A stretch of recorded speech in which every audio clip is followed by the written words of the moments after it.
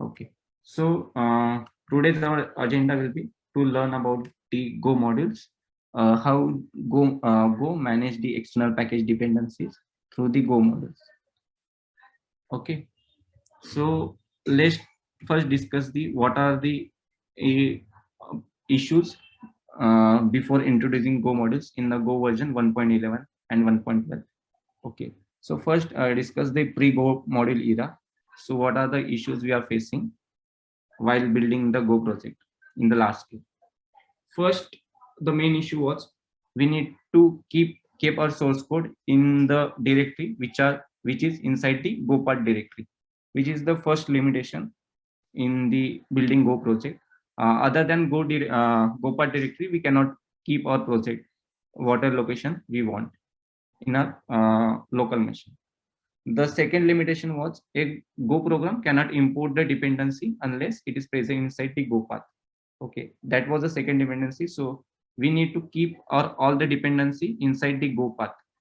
Okay, if our dependency present outside the Go path, then our program cannot find that dependency at proper place, and Go program cannot import that dependency. Dependency means the external package we are using in our Go program. Okay, this was the second, and third was there is no way to install the package pointed to a specific Git versions. So that means let's say we are importing some third party Go package in our program, and we need to install specific we need to use specific package having version, let's say 1.1.1. Okay, and currently they are upgraded their versions to v 1.1.2. Okay, but we want 1.1.1, but inside the pre-Go module era we cannot import the specific versions. Okay, so we need to always use the latest version, which may break our Go program at any case scenarios. So in the Go version 1.11, they have introduced the Go modules. Okay, so we will see what are the benefits of the Go modules. Okay, so with the help of Go modules, we can able to work from the any directory, which was one of the main issue we are facing before introducing the Go modules. Second, we can able to install the previous versions of dependency package, avoiding the breaking changes. So as I discussed previously, so if you want the specific versions, previous versions of any Go package, then we can easily install that package on our local machine, and we can easily import that package. Okay, so and third advantage of using Go modules is that we can able to import multiple versions of same dependency. Okay, so let's say there are two versions of one package, v1 and v2.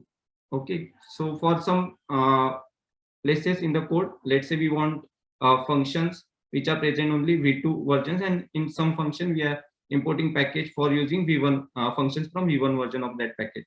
So with the help of Go modules, we can manage these dependencies easily. And the fourth is we using Go modules, there is one file get created called go.mod, in which all the packages we are importing in our Go program are listed. So it is easy to manage and easy to see what are the package we are importing in our Go project. So these are the few advantages of using Go modules. Okay. So let's discuss what are the Go modules actually. Okay. The Go modules is a collection of packages that are released, versions, and distributed together. Okay, so there is only one tag present for one module, and the collection of packages are released at one time, and they are version using specific versions tag, and they are distributed on the GitHub, GitLab like version control repository at a time. Okay, so modules can be downloaded directly from the version control repositories like GitHub, Bitbucket, GitLab, okay, or from the module proxy server, which is maintained by the Go team. And the module is identified by the module. Okay, let's stop here.